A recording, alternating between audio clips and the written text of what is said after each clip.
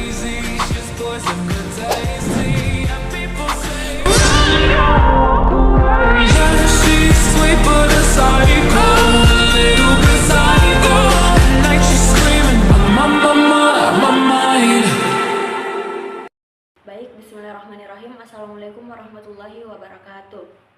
Baik, di sini saya akan menjelaskan materi tentang ekonomi moneter Islam, di mana yang pertama membahas tentang konsep dasar ekonomi moneter. Jadi, ekonomi moneter itu adalah suatu cabang ilmu ekonomi yang membahas tentang perang uang dalam mempengaruhi tingkat harga dan tingkat kegiatan ekonomi dalam suatu negara.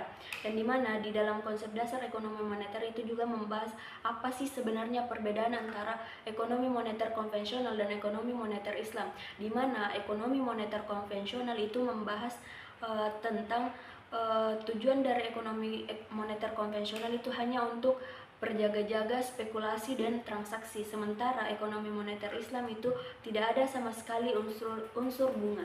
Baik, pembahasan yang kedua yaitu berbicara tentang dasar pemikiran moneter pada sistem keuangan Islam. Jadi, bagaimana sih sebenarnya dasar pemikiran moneter pada sistem keuangan Islam? Nah, kita berbicara pemikiran dasar pada sistem keuangan Islam itu berbicara bagaimana stabilisasi permintaan uang dapat diarahkan pada tujuan penting dan tujuan produktif. Jadi seperti apa sih sebenarnya tujuan penting dan tujuan produktif itu?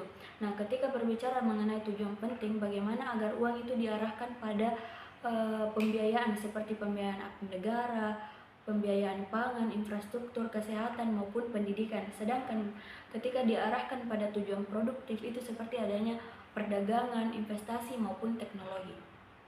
Materi yang ketiga yang membahas tentang teori dan konsep dasar keuangan Islam. Jadi, di mana teori dan konsep dasar keuangan Islam itu yang pertama membahas tentang ruang lingkup keuangan Islam. Jadi, ada tiga yang menjadi objek dalam ruang lingkup keuangan Islam. Yang pertama ada akad, objek akad, dan bentuk akad. Selanjutnya di dalam teori dan konsep dasar keuangan Islam itu berbicara tentang filosofi keuangan Islam, di mana keuangan Islam itu sebagai bagian dari ekonomi Islam. Terus yang kedua, karakteristik yang membedakan antara keuangan Islam dengan keuangan konvensional, di mana keuangan Islam itu dicirikan oleh kepatuhannya terhadap aturan hukum dan prinsip maqasid syariah. Itu yang menjadi perbedaan antara keuangan Islam dengan keuangan konvensional.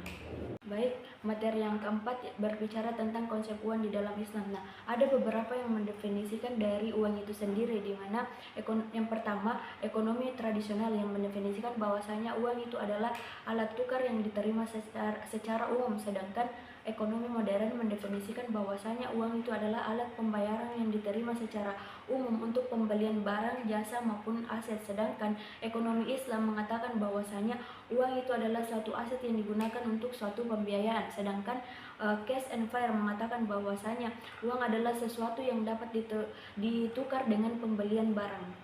Selanjutnya materi yang kelima yaitu berbicara pasar uang syariah.